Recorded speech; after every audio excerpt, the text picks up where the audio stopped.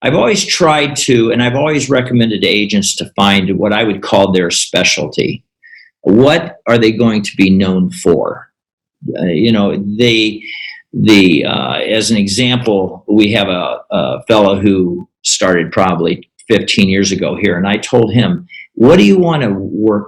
Where do you naturally fall into? Well, he was living in a condo at the time. He was a president of the association, and he made a decision to be known as an expert in I would call condominium or cluster type housing living. And that's what he did. And he built his business on that. So when anybody wanted to sell that product, he was the person they thought of. Welcome to the Accelerated Investor Podcast with Josh Cantwell. If you love entrepreneurship and investing in real estate, then you are in the right place. Josh is the CEO of Freeland Ventures Real Estate Private Equity and has personally invested in well over 500 properties all across the country. He's also made hundreds of private lender loans and owns over 1,000 units of apartments. Josh is an expert at raising private money for deals, and he prides himself on never having had a boss in his entire adult life. Josh and his team also mentor investors and entrepreneurs from all over the world. He doesn't dream about doing deals.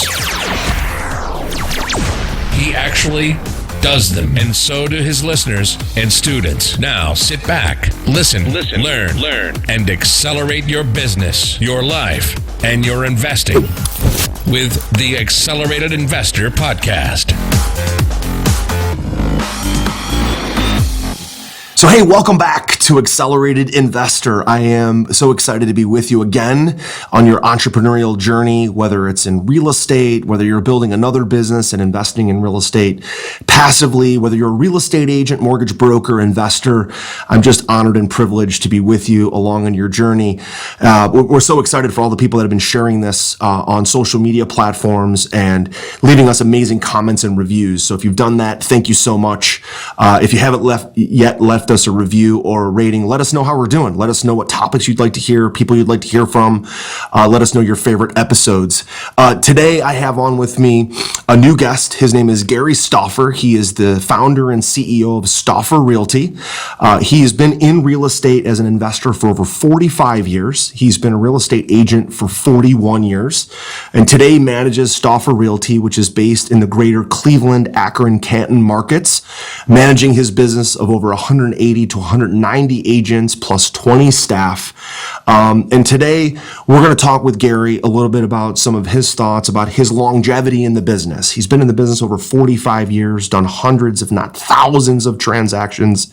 He's seen every kind of market cycle from, interest rates in the middle to high teens, the ramp up of 2007 and 8, the good times we've had over the last 8 to 10 years.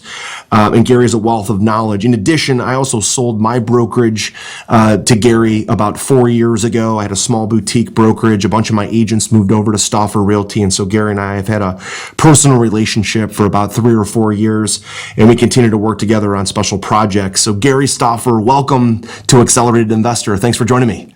Hello.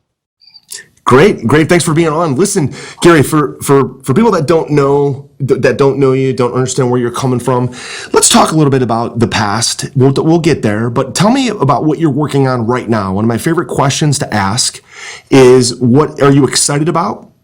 What are you working on, or whether it's residential and commercial properties, investing or listings? And what are some of your excitement, things about the current market that you're excited about, or things about the current market that scare you? Tell me about what's on your mind in your business as we sit here today in 2020. Well, this is a pretty exciting market right now that we're dealing with. Obviously, interest rates are very low. Inventory is low. So when it comes to selling real estate, it's a great time to sell it. It's multiple offers on properties, that type of thing. As far as investing, that type of thing, it's always real estate you have to look at real estate like you would look at any investment. If we're at the high end of the market right now, you start looking at what's the product you're buying, what's the future values, those types of things. Now, you always do that, but when the market's lower, of course, it's pretty easy because if the market's down, most everything's going to probably start going up. So today's market's very exciting because of it's easier to make money is the best way I could put it. When you know that your property is going to rent, your rents are going to be higher tomorrow, those kinds of things. So it's an exciting time. As an investor or a real estate agent, this is as good as time. This is a great time to be in the market for sure. No doubt. So as you're building your sales organization or, listing more properties, you're a salesperson within your own organization. Talking, getting prepared for this. You said you're an active salesperson. You do a lot of land listings, commercial listings, apartment listings. What are some of the things that you do and some of the things that you're teaching some of your agents and your staff to kind of create your own footprint in today's market? Because it is more competitive, whether you're going after a property to buy and you're fighting against multiple listing or multiple other offers, whether you're an agent looking to go get a listing and you're fighting against other listing agents because there's low inventory. How are you setting yourself and how are you teaching your agents to set themselves apart, create that brand, create a footprint, be different, kind of differentiating yourself to really stand out and get more business? Well, one of the things that I've done, and I would say this holds true now, but also held true over the past years, most principles work whether the market's down or the market's up. I think we'd all agree to that. There's certain truths or principles that work. And one of the things that's helped me in sustainability is I've tried, at least I'm talking about this, I'll talk about the sales end of the business first of all. I've always tried to, and I've always recommended to agents to find what I would call their specialty. What are they going to be known for? As an example, we have a fellow who started probably 15 years ago here, and I told him, what do you want to work? Where do you naturally fall into? Well, he was living in a condo at the time. He was a president of the association. And he made a decision to be known as an expert in the, I would call condominium or cluster type housing living. And that's what he did. And he built his business on that. So when anybody wanted to sell that product, he was the person they thought of, even within the industry. So he became known for that. But that doesn't mean that's all he did. So he sold houses or other products in the business, but he became known for that product.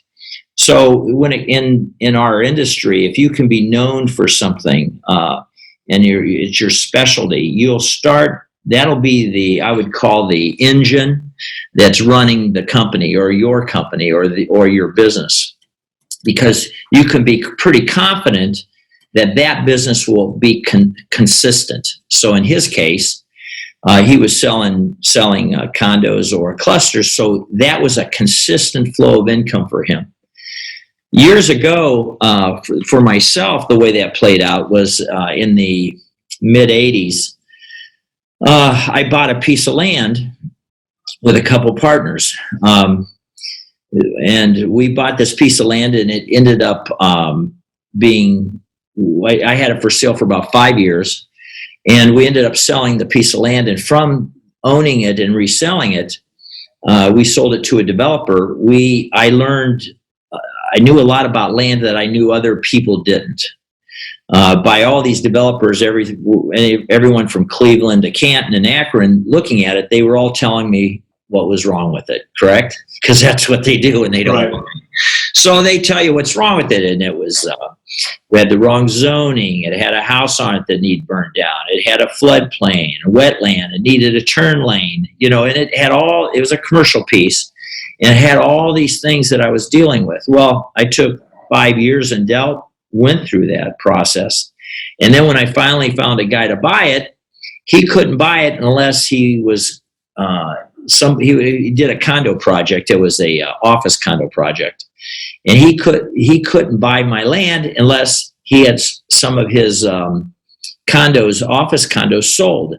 So I had to buy a condo just for him to buy my land. So I ended up buying 2 of his office condos. But got it. I became an expert in vacant land, and so I made a decision after buying that that I felt I could spin off on that and go get other pieces of land that somebody needed to sell, and I would have an edge or on the other agents that were, I was competing against because I had more knowledge. Well, unbeknownst to me, that became the engine that ran my business. That was the consistency, the consistent sales. We started selling 200 lots, farms a year. I'd sell it from the farmer to the developer, from the developer to the builder, from the builder to the public, and then I'd sell the public's house. Yeah. Well, I had all this going on, and then I would get some build jobs on it. So it was the engine that ran this. And so I recommend to people, they don't have to do what I did. They have to find number one, what's interesting to them. As an example, if it's investment property and it's going to be under, medium-sized investments, say 6 units or less, then they need to make the effort there and become the expert, so that when somebody's doing business, because in our area we have 5,000 realtors, and I want all 5,000 of those realtors to say, well, if you're going to sell this piece of land, you got to go work with Gary. He's the guy. Right, he's the guy. So you need to find your expertise. It could be a high price. It could come in a variety of ways, but if you do that, the rest of it comes. The rest of it falls into place. You need that, what I would call that, what would you call it? Salary. It's not a salary, but it's like a salary when it's coming in on a consistent basis. My newest and most powerful real estate investing book, The Flip System, is now available. And for a limited time, you can grab your free copy at getflipsystem.com/podcast. Using the same proven principles, secrets, and investing strategies I'm sharing in this book, I've been able to personally close over 750 highly profitable real estate deals over the last 15 years, make over 400 private lender loans, raise over $30 million of private money, and acquire over 2,000 units of apartments. Get my newest book now for free for a limited time at getflipsystem.com/podcast. That's getflipsystem.com/podcast. When you're working on commission, right? Like realtors, title companies, real estate investors, mortgage brokers, we're almost all essentially working for commission, transactional type of work, unless you own the asset and it's a rental property. Right. And to that point, I see some of the people today, like my friend Darren, he's a luxury home builder. He's so niche, he only builds in Lakewood and Rocky River. Right. And he was so niche in what he was doing in renovating, rehabbing, and building. He had the same type of luxury finishes, did a lot of white, bright kitchens, dark hardwoods, that he was so niche that he actually landed a pilot with HGTV. And we'll actually be coming out with this HGTV show this summer. Sure. And that's another example of basically niche is rich. It's the example of getting so good at doing one thing that it's the salary, it's the engine that drives you into other opportunities. And for you, Gary, it was that longevity for you. You got into land, and that became your thing that you really enjoyed. You still list and sell a ton of land today, and a lot of apartments and a lot of commercial real estate to go along with that. Sure. Well, the other thing that it does is when you become an expert in anything, there's a tendency for the public to believe you're an expert in everything, particularly as a So you start to be known, and I was very fortunate that even though I was known as being an expert in this one part of the industry, by virtue of me doing a lot of other things, like I always bought real estate. And I started buying real estate in the mid-'70s. So my entire career, I've always believed in my product, which is real estate. So whether it's apartments or if it's land or if it's commercial property, I always tried to push myself to do something a little bit different than I was accustomed to doing. And the good part, because of the fear factor, I really investigated things, and I would only, being in the industry, I only bought what I would call the best values that I could find. In reality, I missed out on a lot of opportunity because I wasn't a little more aggressive, but it turned out okay too, if you know what I mean. Right. Well, if we're talking about longevity, right, one of the best ways to have a 45-year career and make it through all these market cycles that you've been through is to only buy the best deals, because those deals will make it through all the cycles. Obviously, they look better when you buy at the bottom, and then they appreciate over time. But if you buy a good deal, like even today, even though the market is hot, there's lots of competition, there's still deals out there. There's deals to buy at wholesale prices.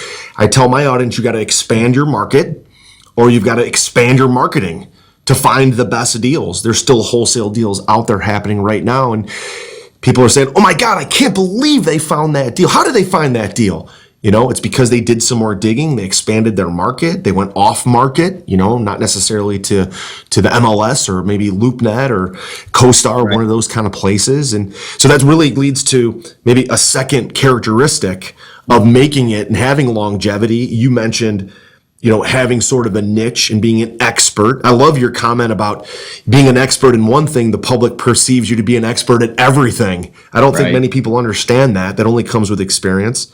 And the second thing of buying the best deals. So help me understand, you know, you maybe look back and regret some of the deals you didn't buy, but since you bought the best deals, now those have appreciated over time. They've paid you over and over and over again. Talk a little bit more about that. How in today's market are you keeping the emotion? A lot of people are buying on emotion because real estate's hot. How do you keep the emotion out of it? Because you've been so successful at keeping the emotion out to only buy the best deals, even when maybe you thought, oh my God, I gotta buy this property, it's so good, but maybe it was maybe a little bit more of a higher price than you wanted to pay. You took the emotion out, didn't buy it, when many other people are getting sucked into overpaying. Well, you know, it's funny you say that. To get the emotion out, you'll never get the emotion totally out, because if you see something that's good, everybody reacts the same way. Right, sure. Good value. But I think as you become more experienced and educated in the business, you start to see things and that other people don't see. Some of the best values are things that have been up for sale for a long time. So it's not always the property that's it's looking and underseeing something that other people don't see. I mean, there is a variety of things that I've done that have worked very well. When we moved our office over onto Miller Avenue, and there were a lot of people that said, well, if you're not on Market Street, that's a problem. There's more traffic on Market. Well, I had been on Market Street, and this is to give you a picture of understanding the market is what I'm saying. When I was on Market Street, nobody could find me because there was 5 lanes and there was too much going on. Sure. But when I moved over to Miller Avenue, it was a cut through. So what happened was a lot of the people that were trying to avoid the traffic came through Miller and were going slow, and it was only 2 lane, and everybody knows I'm here. That's great. You know, it's more of just understanding the market, what's going on. And there are things that I had seen in the past that had clued me into that possibility exists. Other things would be things that you can change about a property, like the zoning of a property. A friend of mine who does big multifamily projects always creates value in the land by virtue of changing.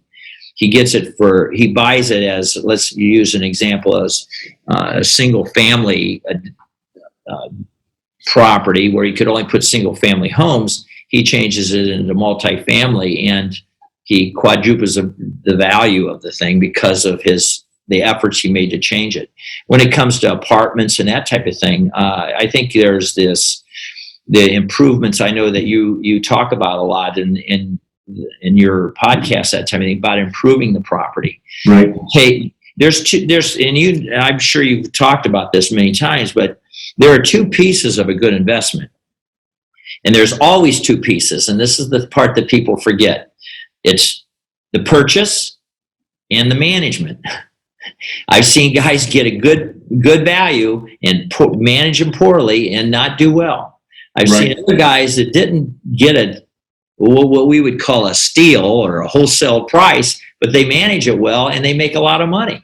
Right. So, those are two pieces that need to be in place, and you do both of those, whether it's a real estate company or a piece of real estate. Those started out at the beginning. There's principles that hold true for everything, forever, and that's a principle I would call for longevity. Not starting to believe that it's only the purchase, not starting to believe that it's all the management.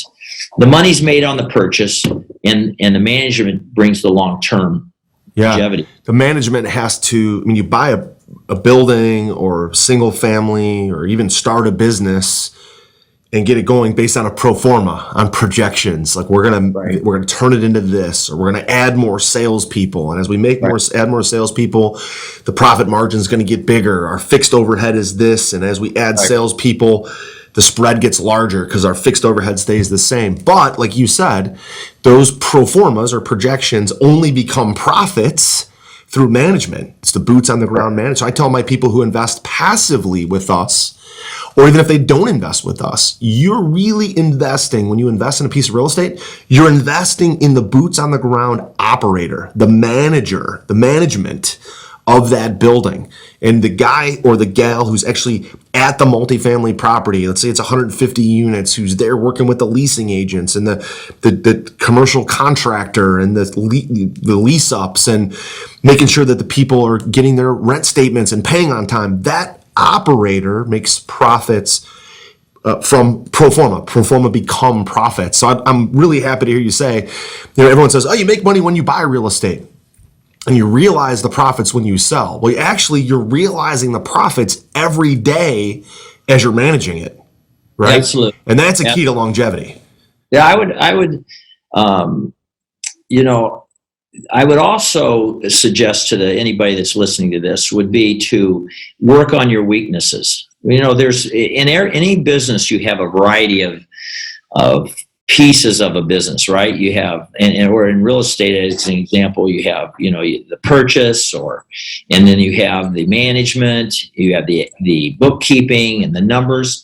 I'm not a great numbers guy. And I admire the numbers guys because somehow, some way they always come out on top, right? Yeah, right. But what I do have is the ability to recognize where my weaknesses are. So even when I started and I didn't have really any money to hardly pay anyone, I think I've been in 40 some years. So probably within the 2 to 3 years after I got the business, I started paying someone to take care of my books. I knew what the money was, every penny was, all the time. And it was because I hired someone to help me on my weakness. So in that regard, I was able to do what I was best at when I was talking, and that was finding the real estate and then managing it. So the numbers person always let me know where I was, and then you can start to see where your weaknesses are. And the other thing I would suggest, I really feel strongly in this, when it comes to the numbers, is you keep the right numbers. You don't move numbers from one property to another, those types of things. Because what it does when you're keeping your numbers right, you know where you're losing money and you know where you're making it. When you start moving them around, you start to get confused. You start to forget where's your real problems. And you get rid of this property over here that's losing money, instead of taking that loss and putting it somewhere else, and the next thing you know, you think you're making it and you're not. So there's pieces of it. Get help in the parts that if you're not a good manager, then don't manage. Yeah, right. Go sell real estate. That's great. Yeah, you need really both. Most of those successful real estate businesses that I've seen that have made it a long time, that have had a lot of longevity, they kind of have somebody at the front of the business who's maybe selling the company, who's a good recruiter, who is, looking for deals, kind of out of house, if you will, and then have maybe a partner or an executive who's kind of in-house, who's taking care of the the back office, if you will. So somebody at the front of the office, somebody at the back, someone who's responsible for sales, somebody else who's responsible for management. I've met Jim Fox, who's your kind of right-hand man. He's your first executive that you hired. Yeah. Maybe speak to that for a minute, because again, I think that's a key to longevity in this business is doing what you're good at, like you talked about, hiring or working on your weaknesses. And oftentimes it is hiring somebody to do the things that you're not. And those two people, whether it's an owner and an executive or a partnership, two owners, there's often have very different skill sets. And that provides longevity for each person to do what they're good at. Josh, absolutely. Absolutely. You would be, some people are shocked at somewhat how I function, because there's a tendency to think that I'm a good operator. I've had real estate companies that looked at us, said they think we're the best run real estate company they've ever seen. But there's a beauty of knowing your limitations. I don't know, who is Clint Eastwood that said that? Okay. Yeah, that's a great, I've never heard that one, but that sounds great. I'm going to have to use that. Well, the beauty is that if you know what they are, then you get help to fill those gaps. I hardly use a computer. I know what I'm good at. I'm good at selling real estate. I'm a salesperson who happened to own a real estate company. I'm not a businessman who opened a real estate company. I'm a salesman who did. So because of that, I have a vice president who runs the operations. I have everything done for me effectively. And I stick with what I'm good at, which is the sales portion of it. So,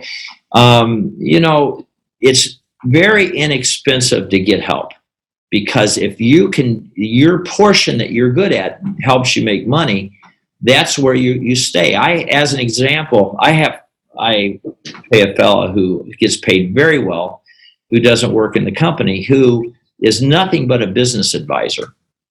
And he looks at my books.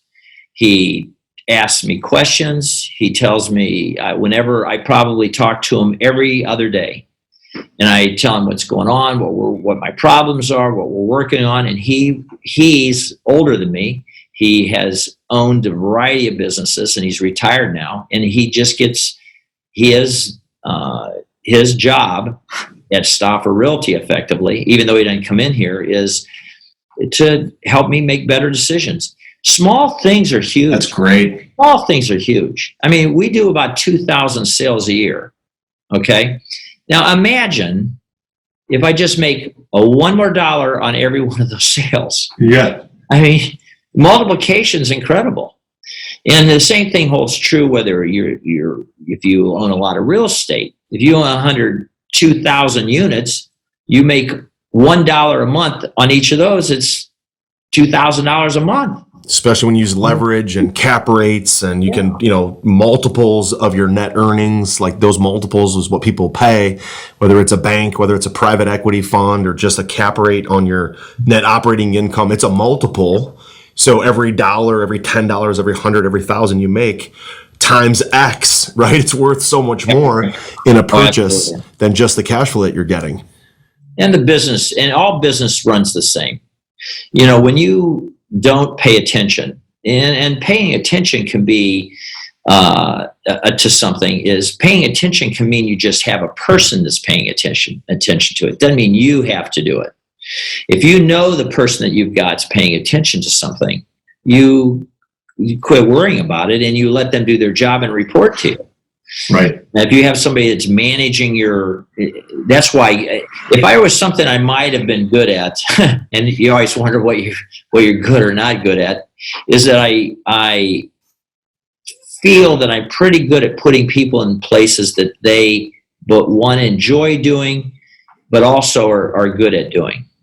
So I've made some mistakes, which is I put managers in positions they really didn't want to do the job, but they did it for me. Mm-hmm. So I said, hey, would you manage this office? Well, I really don't want to do that, Gary. Well, I need somebody. Would you do it for me? Both of them quit. Yeah, right. And it's not what they want to do. So you're putting people in the right spots. And in our organization, we have a lot going on.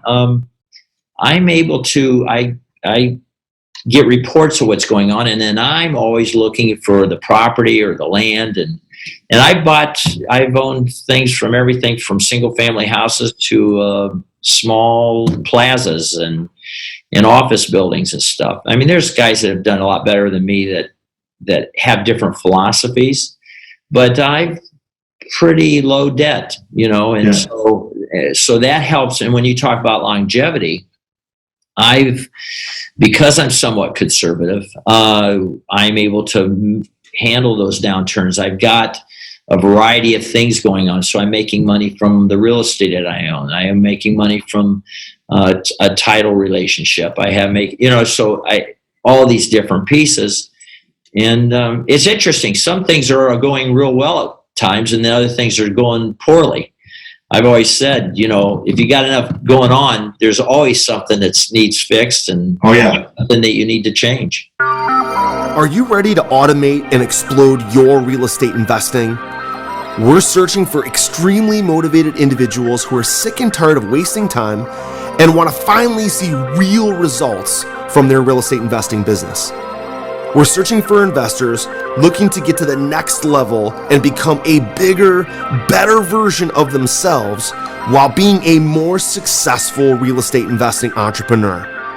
Apply for mentoring and coaching at joshcantwellcoaching.com/podcast. That's joshcantwellcoaching.com/podcast. Oh yeah, Kevin O'Leary from Shark Tank, when he was on the podcast, he said the same thing. He's like, if you're an entrepreneur and you're building a business, something is always on fire.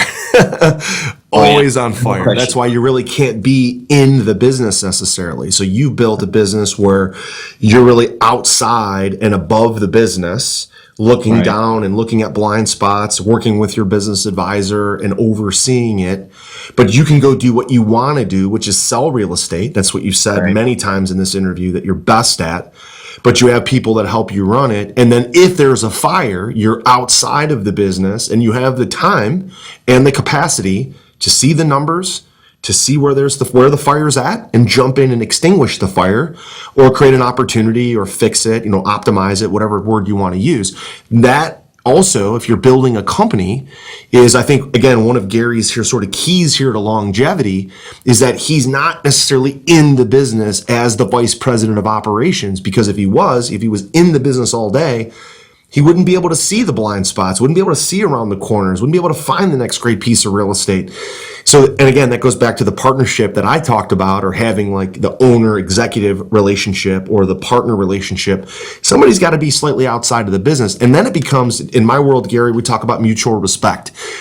It's a mutual respect that even though somebody's an owner, or there's a partnership, or somebody's in an executive relationship, or you have team and staff that kind of works underneath, it's about mutual respect, because without each person, the whole thing breaks down, right? So you got to have mutual respect for everybody in the business. And us as the CEO, we have the privilege of running the whole thing, but we have the privilege of also the most amount of risk, the most amount of potential downturn, downside, all those kind of things.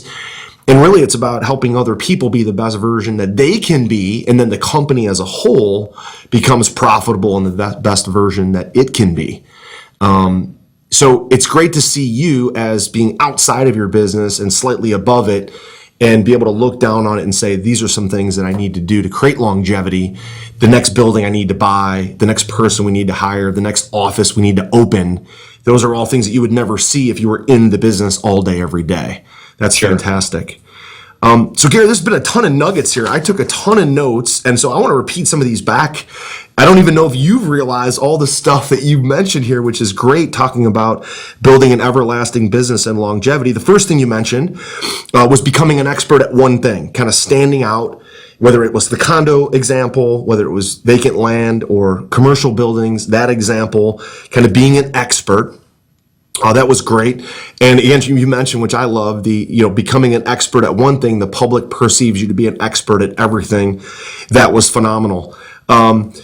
Second thing you mentioned was making sure that you're doing something that's interesting to you, whether it's land, whether it's being a salesperson, whether it's being a realtor, but being in a specific niche as a realtor. Maybe it's luxury homes or again, vacant land, but doing something that's interesting to you. The third thing you mentioned, which I wrote down, was really only buying the very best deals. Longevity comes with buying value add, buying at wholesale prices, buying it and holding onto it, right, for the long term. Values go up, properties improve, those kind of things. You talked about, the one guy that changes land, the zoning to multiply the value. That was his niche. I also love the nugget that you dropped about the two pieces of a real estate. It's not all about the purchase. You don't make your money when you buy. You make your money when you buy and manage properly. That's another kind of key to longevity. The next thing was working on your weaknesses or hiring your weaknesses, bringing in a guy like Jim Fox or an executive or a partner or a business advisor that can help you. The next piece was, again, bringing in a business partner. And I compare this to maybe if you don't have a business advisor, is maybe paying for mentorship or a coach or having somebody to hold you accountable that you can talk to that's, again, outside of the business. Somebody that can look at your business from an outside perspective, kind of see the forest through the trees and say, this is what's right, this is what's wrong. You also mentioned putting people in places where they belong, where they want to be successful, and that they have excitement for. So that people get in, they do the job because they love to do the job. They actually, get paid a great salary or get paid properly to do it. But, it really is doing something that they really enjoy. And just like you, I've made many mistakes hiring people, putting them in, getting them on the bus, but putting them in the wrong seat, if you will. And the other thing you mentioned, which was multiple streams of income, right? So real estate properties that you own that pay you, affiliate relationships, multiple agents doing deals, over 2,000 transactions a year, having your own income from the deals that you list and broker and sell. All those are multiple streams of income. So as we wrap around kind of 30 and head for home here and kind of wrap up the interview, is there anything else that stands out in your mind, Gary, that I might have missed? Things, keys, habits, traits that you think can contribute to the longevity and having success over the long haul? Yeah, I would say there's one more piece when it comes to longevity, and that is, I think you have to create a business model that is not too consuming. Meaning this, longevity is created by doing something you can do over and over and over again. And an example would be, I see real estate agents get in the business and they work 24 hours a day, 7 days a week.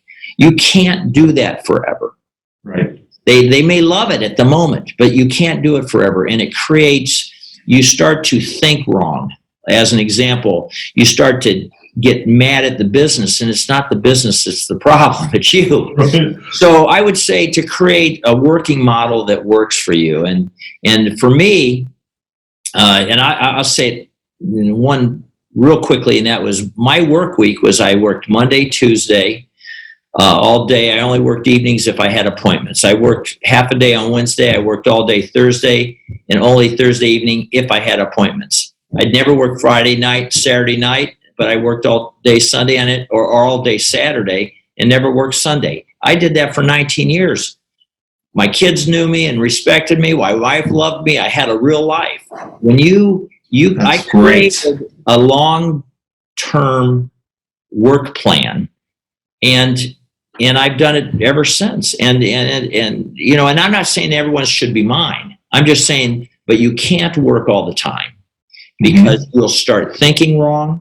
You need this well-rounded life where you're enjoying your friends and you're talking to your friends about something other than real estate. Yeah, right. It's an easy conversation to bring up. Coffee or having a cocktail. Everybody likes to talk about it. Let's talk about something else. But what I just described there, and so that you do all these pieces, and in the long run, God gave me a very well-rounded life, which it just worked. It worked for me, but it didn't come because I worked for the first 20 years, 24 hours a day. And then I had a friend, this is my last thing, I had a friend one time. He says, Gary, I just want to get to a point where I can play tennis all day. Right. And I said, Bob, why don't you just play tennis a little bit every day? Right. And Great advice. that's the difference. don't work till someday you don't have to work ever again. Just Right. take a little time off every day. And that's called longevity. You can live with that. You can't do some of these things that people do all the time. Yeah. And so that's when it comes to longevity, you create your business, you create your life, and make sure it's a good one, and stick with it and do it. And That's fantastic. I mean, I don't have to work as much as I do now, but you know what? I get up, I go to work, I go home. Everybody's fine with it. I can take time off if I need to. That's, so it created a longevity that this is me, could work forever, and everyone would say Gary had a good life, and his kids knew I could be with them, and that's longevity to me. Not working 30 years and then stopping. Yeah, it's interesting. The guys that I know that really are in the business long term, or whatever business they're in, there's not this like, I'm going to sell my business and retire, or I'm going to walk away from my business and retire and just sit on the beach all day and drink Mai Tais and lay out in the sun, because all of that gets boring eventually. Right. Whether it's working, right? You get sick of it. Whether it's playing cards all day with your buddies, whether it's drinking beers, whatever it is, playing tennis. The advice you gave your friend Bob is amazing, because if he said he wanted to play tennis all day, that's only because he wasn't doing enough of it now. He wanted so bad to play all day. Because trust me, you can't play tennis all day. You can't play golf all day. You get sick of it. So you can't even find the guys to play with you. Right. Playing by yourself, hitting against the machine. That's fantastic. Well, Gary, listen, this has been absolute pleasure for me to spend some time with you today again, and build on our relationship and catch all of this in this interview format. I know there's going to be a lot of people that listen to this that might want to learn more about you, your businesses, maybe parking their license at Stouffer Realty and doing transactions with you. Maybe if they're an investor that's looking for an agent, many things that they can do with your company. What's a good place for them to connect with you, connect with your company, and just learn more about you? Yeah, and if they, people can call me if they just have a question. My email address is gstauffer@staufferrealty.com. Gotcha. And, they can reach me on, through that, and I'll call them back in any way that I help anybody. I enjoy the business. I almost say I love the business because I enjoy it so much, but I love my family enough that I can't compare it. So I truly enjoy the business. It's been a wonderful career for me. And I think that people that want to get into it, it's an admirable career, and it's profitable, but they're going to have to be a professional. If they do that, they can make it work. There you go. I love that. Love your family. Enjoy the business. Gary Stouffer, thanks so much for joining us today on Accelerated Investor. Thank you. Thanks for having me. You've been listening to Josh Cantwell and the Accelerated Investor Podcast. Leave a comment on our iTunes channel and let us know what you want to learn next, or who you'd like Josh to interview. While you're there, give us a 5-star rating and make sure to subscribe so you can be the first to hear new episodes. Follow Josh Cantwell and his companies, Strategic Real Estate Coach and Freeland Ventures, on all social media platforms now, and stay up to date on new training and investment opportunities. To start your journey toward the lifestyle you've always dreamed of, apply for coaching at joshcantwellcoaching.com.